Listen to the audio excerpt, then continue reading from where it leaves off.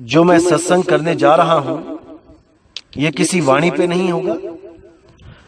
आज बहुत ही important topic पे बात की जाएगी, जिसके बारे में कई दिनों से कुछ व्हाट्सएप ग्रुप्स पे बात चल रही थी। कुछ लोग शंका में थे, भ्रमित थे।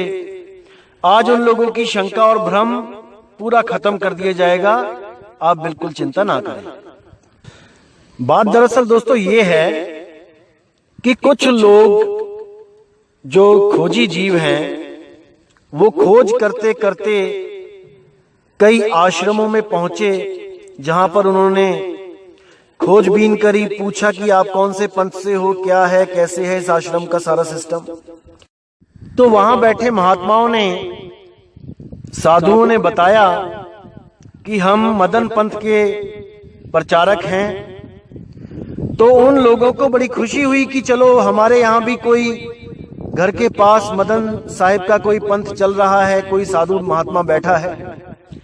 लेकिन जब वो वहां पे थोड़ी देर बैठे और साधुओं की बातों पर ध्यान देना शुरू किया, तो उन्होंने देखा कि साधु महात्मा आपस में बातें कर रहे थे कि आज खाना क्या बनाया जाए, आज सब्जी क्या बनाई जाए। तो उनमें से एक साधु बोला कि आज बकरे का मीट बनाया जाए। और देखते ही देखते दोनों साधुओं ने जर्दे की पुड़ी निकाली और तंबाकू रगड़ के खाने लग गए। ये बात हिमाचल प्रदेश की है। तो वहां जो लोग गए थे, उन्होंने मुझे फोन करके बताया कि भाई आपके मदन पंथ में तो मीट, शराब, अंडा, दारू, जर्दा, तंबाकू, बीड़ी, ये सब चलता है। आप कहते हो कि मदन साहिब के पंथ में परमात्मा मिल जाएगा, लेकिन यहां तो साधु लोग ही भ्रष्ट हुए पड़े हैं। वही मीट मांस खा रहे हैं, दारू पी रहे हैं, तंबाकू खा रहे हैं, जर्दा खा रहे हैं। तो उनका तो अपना ही कल्याण नहीं हो पा रहा है, वो हमारा कल्याण क्या करेंगे। बिल्कुल सही बात है मेरे भाई, आपने ये जो बात बोली बिल्कुल सही बोली। आपको इसी बात से निर्णय कर लेना चाहिए कि उन लोगों के कितने संस्कार होंगे जो वो मीट मांस अंडा नहीं छोड़ पा रहे हैं। अरे आपसे भी कम संस्कारी हैं वो, बिल्कुल सत्य है ये। केवल सफेद कपड़े पहनने से कोई महात्मा नहीं बन जाता, केवल सफेद कपड़े पहनने से कोई साधु नहीं हो जाता, और मदन पंथ का ठप्पा लगाने से कोई मदन पंथी नहीं हो जाता। मदन पंथ का मतलब है मदन साहिब के बताए हुए मार्ग पे चलना। कबीर पंथ का मतलब है कबीर साहिब के बताए हुए रास्ते पे चलना। अगर कोई कबीर पंथी कबीर साहब के बताए रास्ते पे नहीं चलता तो वो कबीर पंथी है ही नहीं, वो केवल और केवल बहरूपिया है। वो केवल अपने आप को कबीर पंथ का शो कर रहा है, असल में वो काल का ही दूत है। तो मैंने जैसे पहले भी बोला था कि कोई भी पंथ, जितने भी कबीर साहब ने पंथ चलाए थे, जितने भी संत महात्माओं को नाम दिया, उनके पंथों में काल के दूतों ने अपना कब्जा जमा लिया है।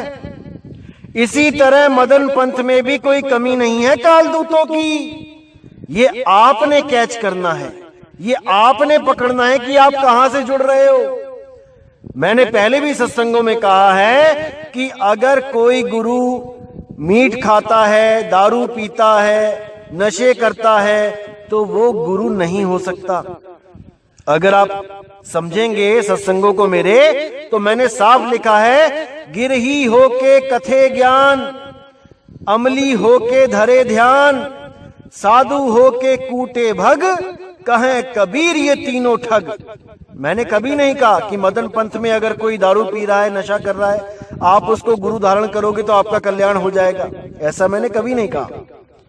तो आपको इसी चीज से विवेक लगाना चाहिए कि वो संत महात्मा खुद कितना पहुंचा होगा जो आपको पहुंचाने की बात कर रहा है। तत्काल उस आश्रम को त्याग के अगला साधु खोजना शुरू कर दो, अगला गुरु धारण करना शुरू करो, तभी बात बनेगी मेरे भाई। नहीं तो ये खुद तो नरकों में जाएंगे और आप लोगों को भी ले जाएंगे। जब ये बातें व्हाट्सएप ग्रुप पे और फोन के द्वारा एक दूसरे को बताई जाने लगी संगत में, तो इसका फायदा वो लोग उठाने लगे जिनके गुरुओं का मैंने भांडा फोड़ रखा था, जिनके गुरुओं की मैंने असलियत खोली हुई थी। उन गुरुओं के चेले इस बात का नाजायज फायदा उठाने लगे कि देखो मदन साहिब के पंथ में सब साधु नशे करते हैं, सब मीट खाते हैं, दारू पीते हैं, और ऐसे ही भ्रमित करने लग जा रहे हैं सबको। अब आपने क्या करना है यहां पर? आपने अपने विवेक को जगाना है और आपने एक बार अपने आश्रम की तरफ झांक के देखना है कि हमारे आश्रम में क्या कोई अंडा खाता है, क्या मीट दारू हमारे आश्रम में कोई खाता है, कोई सिगरेट पीता है गुरु साहिबान? अगर ऐसा कोई गुरु करता है तो आप उसको तत्काल त्याग दीजिए।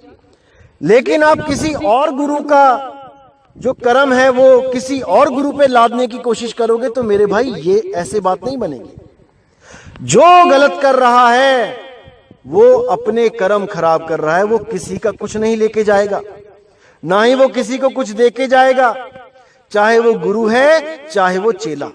जो मीट खा रहा है, जो दारू पी रहा है, वो अपने कर्म खराब कर रहा है भाई, किसी और के नहीं।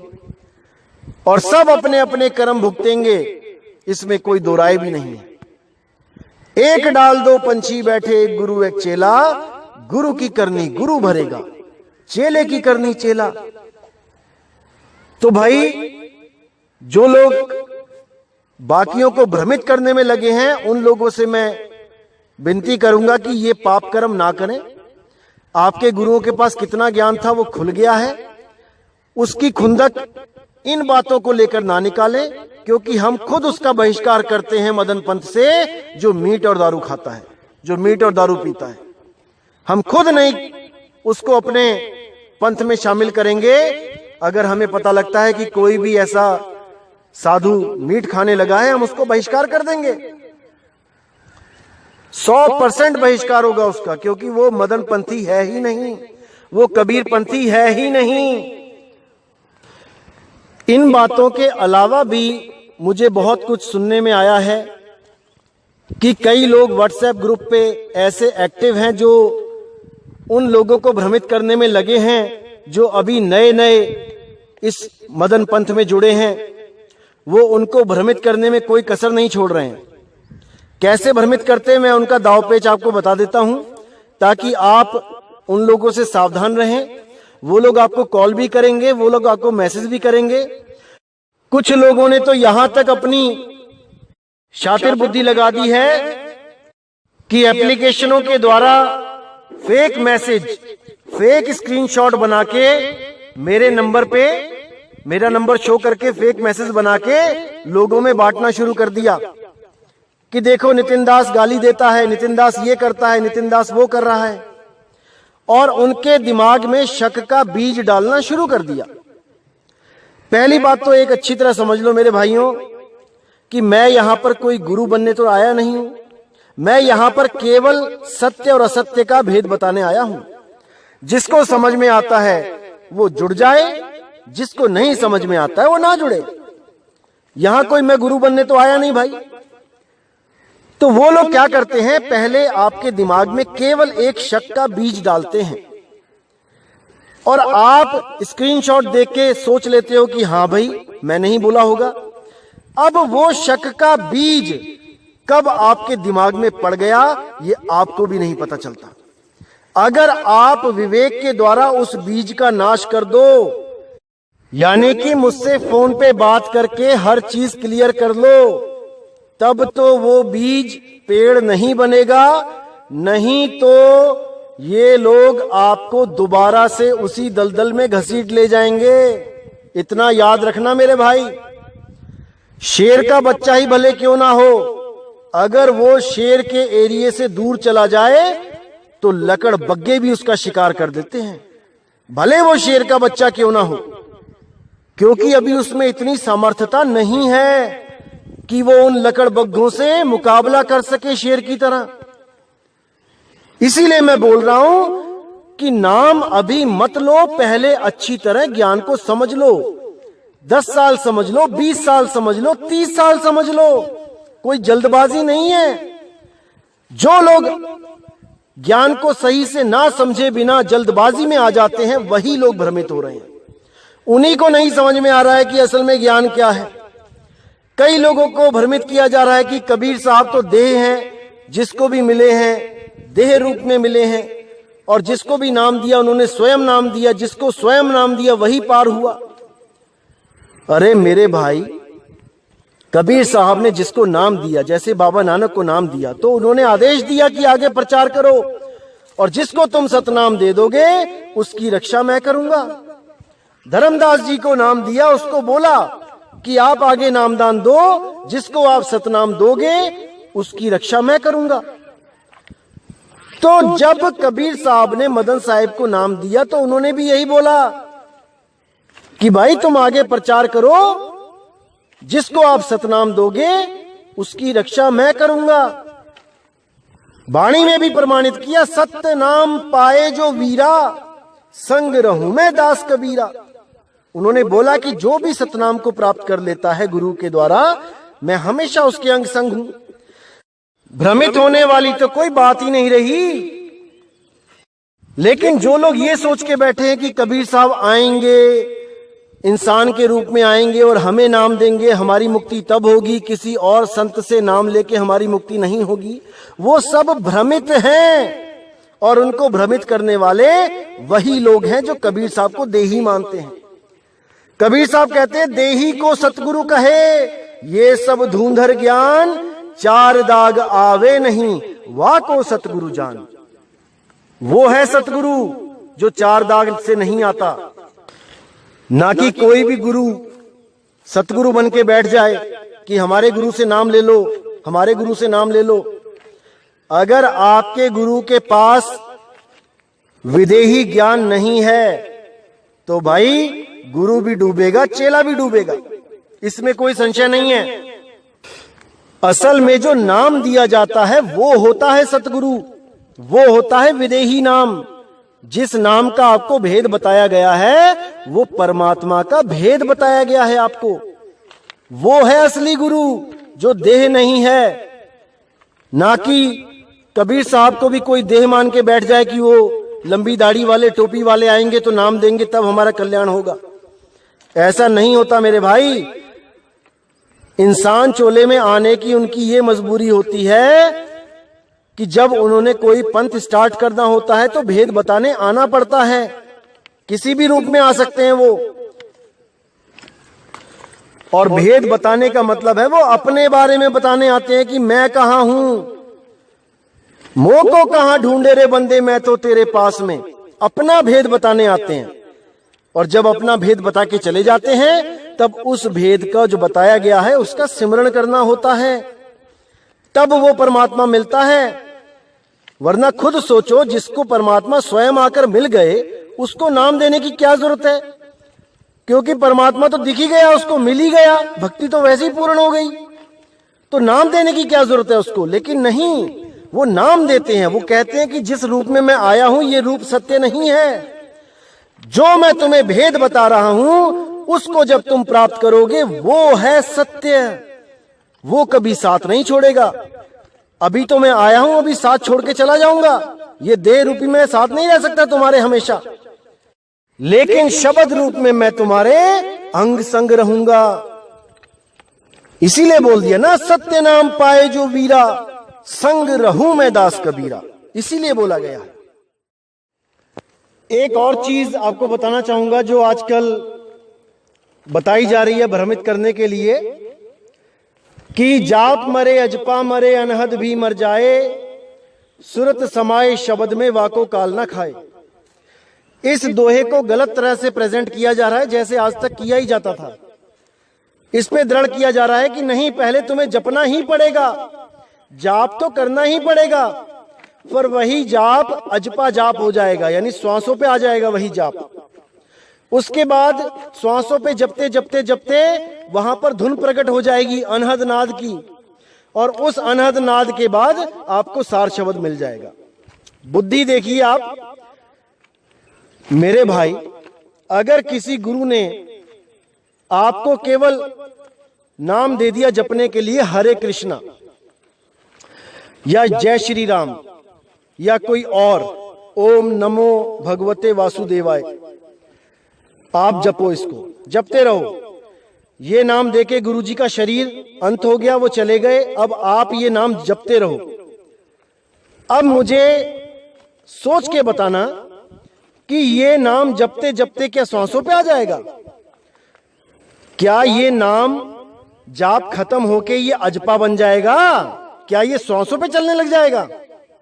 अगर ऐसा हो सकता है तो कोई भी मुझे फोन करके बता सके और प्रूफ दे सके कि कैसे होगा, तो मैं उसकी बात जरूर सुनूंगा। अरे मेरे भाई, जो जाप है वो जाप ही रहेगा।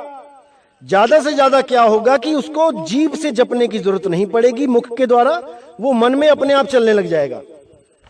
इससे ज्यादा कुछ नहीं होगा, वो श्वासों पे नहीं आएगा।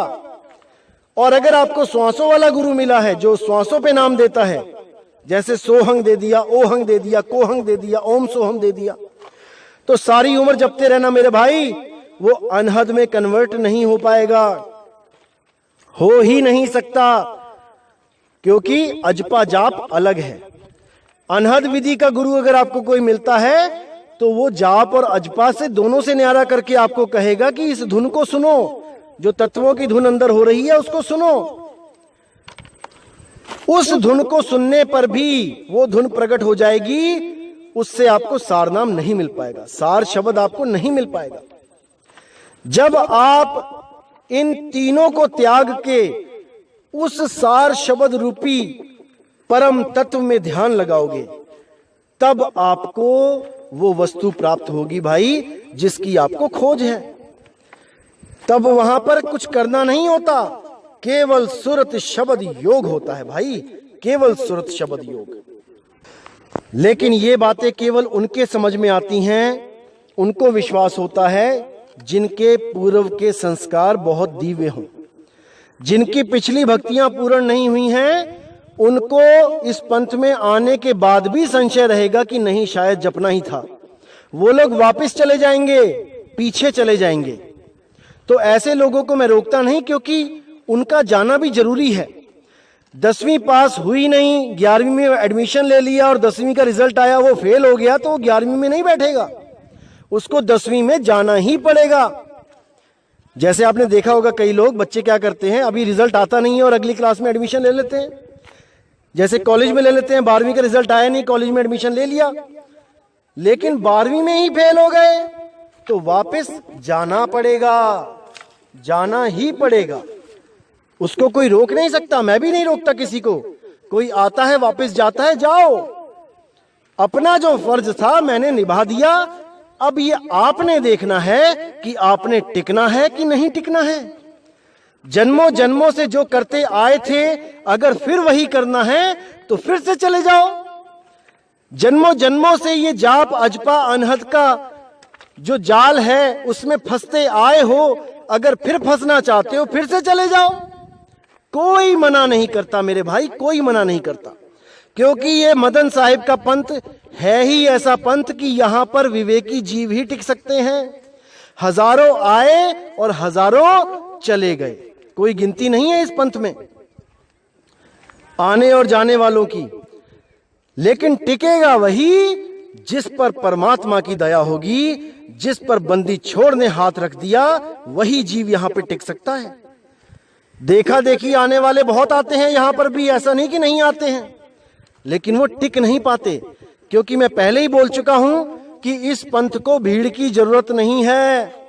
इस पंथ को केवल उन शूरवीरों की जरूरत है जो परम विवेकी हैं, जिनकी पुरानी भक्तियां पूर्ण हो चुकी हैं।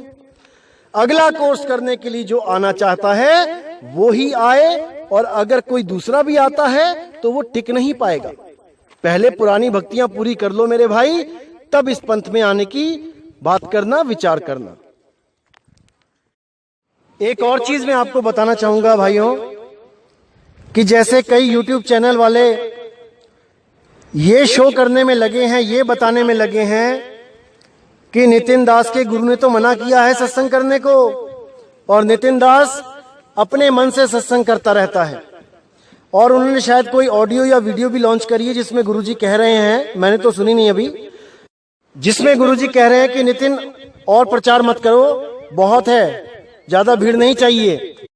इस बात को लेकर वो सब यही घोषित करने में लगे हैं कि नितिन दास गुरु की बात नहीं मानता। अब मुझे इतना दुख होता है उन लोगों पे, क्योंकि पहले तो बात यह है कि उनकी अपनी दुकानें टूट गई हैं, उनके ही भगत छोड़ छोड़ के उनको हमारे पास आ रहे हैं। एक तो ये गम उनको खाए जा रहा है, रात का खाना भी नहीं पचता उनको, यही सोच सोच के कि हो क्या रहा है हमारे साथ। और दूसरी प्रॉब्लम ये है कि इतने सालों तक तो कोई इनके झंडे को उखाड़ नहीं पाया, हमेशा डंका बजाते रहे ये 12वें पंथ वाले। लेकिन नितिन दास ने आके इनका झंडा जड़ से उखाड़ के फेंक दिया। 15-15, 20-20 साल पुराने वाले भगत जो थे वो भी आके गुरुजी से नामदान ले गए। इनको यही चिंता सताती रहती है, तो इनके दिमाग में हमेशा एक ही कीड़ा दौड़ता रहता है कि कैसे नितिन को बदनाम किया जाए ताकि लोग इसके पीछे लग के इसके गुरु से नाम ना लें। पूरा पूरा दिन यही सोचते रहते हैं, इसी सिमरन में रहते हैं, यही ध्यान करते रहते हैं। परमात्मा का नाम तो बहुत पीछे छूट गया उनसे। अब तो खाना हजम नहीं हो रहा उन लोगों को कि ये कहां से आ गया, इसने तो बाल की खाल निकाल के रख दी है। तो ऐसा गम उन लोग को होता है। आपको क्लियर कर दूं मेरे भाई कि एक कपटी इंसान, जो मैं पहले भी बता चुका हूं स्वयंभू आत्मज्ञानी के बारे में, जब उसने आके गुरुजी से नाम लिया और उसके बाद YouTube चैनल बना के कबीर साहब के बारे में उल्टा पुल्टा बोलने लगा, उस बात से गुरुजी हमेशा मुझे ये बोलते हैं कि ऐसे बंदों को क्यों लेके आते हो, इनको परख लिया करो, अच्छी तरह समझ लिया करो। तो उसी के कारण गुरुजी ने उस दिन बोला कि जिसको भी भेजते हो सोच समझ के भेजो, इतनी भीड़ में वो लोग भी आ जाएंगे जो बाहर से कुछ और अंदर से कुछ और होते हैं। इसलिए गुरुजी ने बोला कि प्रचार बहुत हो गया, अब रहने दो, वरना इसका नुकसान भी हो सकता है ऐसे लोगों का इस पंथ में एंटर होने के बाद। लेकिन आप लोग को बता दूं कि गुरुजी कभी प्रचार के विरोध में नहीं होते। वो ये कहते हैं कि परख लो उस आदमी को जो भी आपके साथ आना चाहता है, अच्छी तरह जांच पड़ताल कर लो कि ये कहीं काल का दूध तो नहीं है। बस वो जो गलती मुझसे हुई, भावुक होके मैंने उसको अपना भाई समझ के इस पंथ का ज्ञान पकड़ाया, उसको सारा जोड़ा, उसको ये जो मुझसे गलती हो गई, इस कारण गुरुजी मुझे कहते रहते हैं बीच बीच में कि भाई होशियार रहो, होशियार रहो। अगर गुरुजी इस पंथ के इस प्रचार के खिलाफ होते तो आप लोग खुद सोचो कि अभी गुरुजी कर्नाटक गए, बंबई गए, पुणे गए, अहमदाबाद में जाके कितने जीवों को नाम दिया। तो अगर वो प्रचार के खिलाफ होते तो वो नाम देने क्यों जाते? थोड़ी सी बुद्धि लगा लो मेरे भाई, थोड़ी सी, ज्यादा लगाने की जरूरत नहीं है, क्योंकि ज्यादा तो आपके पास है ही नहीं। अगर होती तो इतनी बात ही ना करते। अरे मेरे भाई, संतों का काम ही प्रचार करना है, प्रचार को रोकना नहीं होता संतों का काम। लेकिन संत हमेशा यही चाहते हैं कि जो भी जीव आए वो निर्मल हृदय वाला हो, खोजी जीव हो, उसको कुछ चाहिए हो, प्राप्ति करने के लिए आए, ना कि केवल भेद लेके एंटी पार्टी बनने के लिए आए। ऐसे जीवों से कबीर साहब तक ने सावधान रहने के लिए बोला, धर्मदास तुझे लाख दुहाई, सार नाम बाहर ना जाई।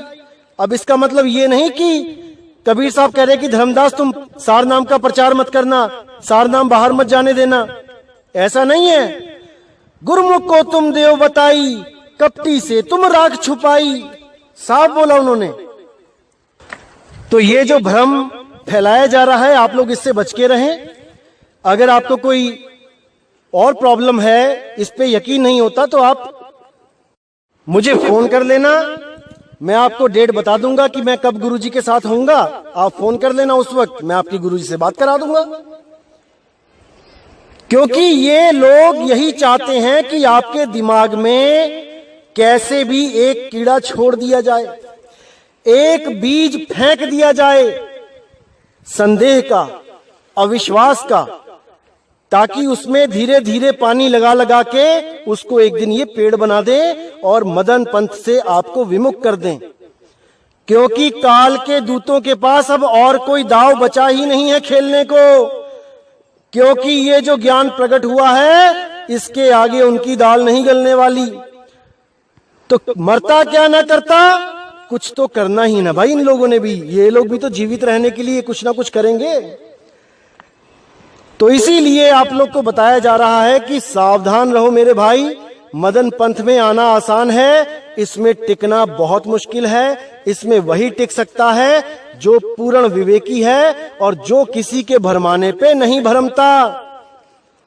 और जो भरम जाए वो इस पंथ के काबिल ही नहीं था, वो गलती से आ गया था और वो चला गया। इसमें कोई दो राय नहीं है, ना ही इसमें कोई दुख करने वाली बात है। कई गुरु भाई दुखी हो जाते हैं कि देखो हमारा एक भाई और छोड़ के चला गया। जाने दो, अरे जन्मों जन्मों से खोजता फिर रहा है वो। आज यहां पे आया है, छोड़ के गया है, अगले जन्म में फिर आएगा भटकता हुआ, क्योंकि परमात्मा ने उसको मौका देना है। ऐसा नहीं है कि नहीं देना है, लेकिन 84 भोगने के बाद फिर आएगा इंसान बनके, फिर देखेगा कहां है सच्चा पंथ। सच्चे पंथ में आकर भी वापस चला गया तो दोबारा 84 में चला जाएगा, फिर ढूंढता हुआ आएगा। ये तो चलता ही रहेगा जब तक वो अटल होकर सच्चे नाम में, सच्चे पंथ में, उस निअक्षर नाम में अपनी सूरत नहीं टिकाएगा, तब तक वो जाता आता ही रहेगा। इसमें कोई दुखी होने वाली बात नहीं है। ये तो नियम बना हुआ है कि सत्य के पास जाओगे तो मुक्त हो जाओगे, सत्य से दूर जाओगे तो भ्रमित हो जाओगे। लेकिन जो संस्कार होंगे वो दोबारा खींच के लेके आएंगे सत्य की तरफ। अगर फिर दूर चले जाओगे तो फिर भटक जाओगे। वो तो कानून बना ही हुआ, इसमें कोई दो राय तो है नहीं। बिना सत्य की प्राप्ति के मुक्ति किसी को हो ही नहीं सकती, बस आता जाता रहेगा वो।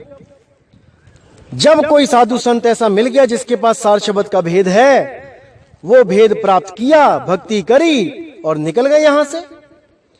अब बस उस साधु संत को ये देखना है कि कहीं वो हमें जाप, अजाप और अनहद से तो नहीं जोड़ रहा, कहीं ये तो नहीं बोल रहा कि इनको करना ही पड़ेगा तब सार नाम मिलेगा। बस ऐसे साधुओं से बच के रहना, या कोई त्रिकुटी वाला, इंगला पिंगला सुषमना वाला साधु हो, उससे बच के रहना। जो भी कह दे कि सुषमना के बिना तो कोई रास्ता ही नहीं है जाने के लिए, उससे बच के रहना, क्योंकि वो दरवाजा परमात्मा का तो न्यारा है। काल का दरवाजा है सुषमना द्वार, जहां पर वो अंदर बैठा है गुरु रूप में भरमाने के लिए। उस दरवाजे पे ताला ही लगा रहने दो, और जो असली दरवाजा है वहां से निकल जाओ। बिल्कुल सिंपल। तो दोस्तों, यही मैं बताना चाह रहा था कि इन काल दूतों के पास अब कोई हथियार तो बचा नहीं है, क्योंकि इनकी सारी राम कहानी खोल दी गई है। अब इनके पास केवल एक हथियार है कि कैसे भी इसको बदनाम करें, और ये जो बंदे जोड़ता है अपने पंथ से उनको हम तोड़ दें। और कोई हथियार नहीं इनके पास। और मौका आप दोगे तब ये आप पे वार कर पाएंगे। अगर आप पहली बार में ही इनको लताड़ दोगे, जैसे ही आपको कोई कुछ भेजता है आप उसको ब्लॉक कर दोगे, जैसे ही कोई आपको भ्रमित करने के लिए फोन करता है आप उसको डांट दोगे, तो ये कुछ नहीं कर पाएंगे। क्योंकि आप इनसे ज्ञान पूछोगे तो ये ज्ञान नहीं बताएंगे कि क्या ज्ञान है।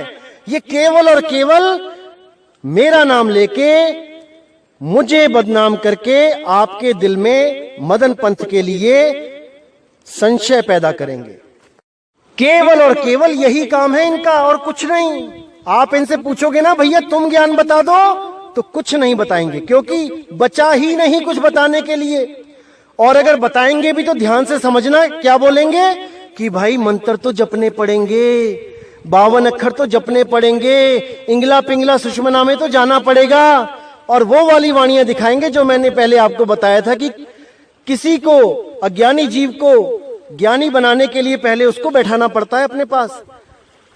बैठाने के लिए वाणियां कुछ और हैं, समझाने के लिए वाणियां कुछ और हैं, और मूल ज्ञान को प्राप्त करवाने के लिए वाणियां कुछ और हैं। तो नीचे के लेवल की वाणियां दिखा दिखा के ये आपको कहेंगे कि देखो कबीर साहब ये कहते हैं, लेकिन नितिन दास कहता है ये नहीं करना है। नितिन दास तो कबीर साहब के खिलाफ जा रहा है। मेरे भाई, मूल ज्ञान का जो गुप्त ज्ञान है वो मैंने 103 और 104 नंबर ऑडियो में सत्संग में बता रखा है। आप पहले 103 और 104 को अच्छी तरह समझ लो, उसके बाद मूल ज्ञान की बात करो कि मूल ज्ञान की वाणी कौन सी है और पवित्र ज्ञान की वाणी कौन सी है। दोनों में आपस में मैच नहीं हो सकता। जैसे मैंने आपको पहले भी उदाहरण दिया था कि दुनिया वालों के लिए सूरज पूरब से उगता है और पश्चिम में ढलता है। ये बच्चों वाला ज्ञान है जो सारी दुनिया को पढ़ाया जाता है। लेकिन जब आप नासा में एडमिशन ले लोगे, नासा के वैज्ञानिकों के साथ काम करोगे, तब आपको पता चलेगा कि सूरज ना तो कभी उगता है ना कभी ढलता है। वो उगने और ढलने से परे है, वो हमेशा प्रकाशित रहता है। तो दोनों ज्ञान आपस में मैच नहीं करते। लेकिन अगर नासा वाले वैज्ञानिक को कोई ये भ्रमित करने लग जाए कि देखो सूरज तो पूरब में उगता है पश्चिम में ढलता है, देखो किताबों में लिखा है, तो अगर वो वैज्ञानिक भ्रमित हो जाए तो भाई वो नासा के काबिल ही नहीं था। इसी प्रकार अगर निचले स्तर की वाणियां देख के आप भ्रमित हो जाते हो तो आप मूल ज्ञान के लायक ही नहीं थे। आप में विश्वास की कमी थी, इसलिए आप छोड़ के गए हो। इस बात का मुझे कोई दुख नहीं होता है, इस बात की मुझे खुशी होती है कि जो पुराने संस्कार आपको वापस लेके गए हैं, आप उस भक्ति को पहले पूर्ण कर लो। आप जाओ, नाम जपो, 8 साल 10 साल 20 साल नाम जपो। जब वो भक्ति आपकी नाम जाप की पूर्ण हो जाएगी, जब आपको समझ में आ जाएगा कि भैया कुछ नहीं मिल रहा इससे, तब आप आना, दोबारा आ जाना। दरवाजे बंद नहीं होंगे आपके लिए, कभी भी आ सकते हो। परमात्मा के दरवाजे बंद करने वाले हम कौन होते हैं? हम नहीं होते हैं। तो इसी के साथ दोस्तों सत्संग समाप्त करता हूं और अगला सत्संग बहुत जल्दी आएगा। जब तक मैं परमात्मा से अरदास करूंगा कि आपका विवेक बढ़ता बढ़ता बढ़ता ही जाए और ऐसा कुछ भी ना रहे जो आपकी समझ में ना आए। आप पूर्ण विवेकी हो जाओ, मेरा काम पूर्ण हो जाएगा। जो काम मैं यहां करने के लिए आया हूं, समझो वो सफल हो गया और मुझे कुछ नहीं चाहिए आपसे। तो इसी के साथ दोस्तों मैं सत्संग को यहीं विराम देता हूं। जय गुरु बंदी छोड़ विराग साहिब, जय गुरु बंदी छोड़ साधु शरण साहिब, जय गुरु बंदी छोड़ बाबा मदन साहिब, जय जय सतगुरु बंदी छोड़ सतगुरु सत्य कबीर साहिब की सदा ही जय हो, सदा ही जय हो मेरे मालिक की साहिब बंदगी सतनाम।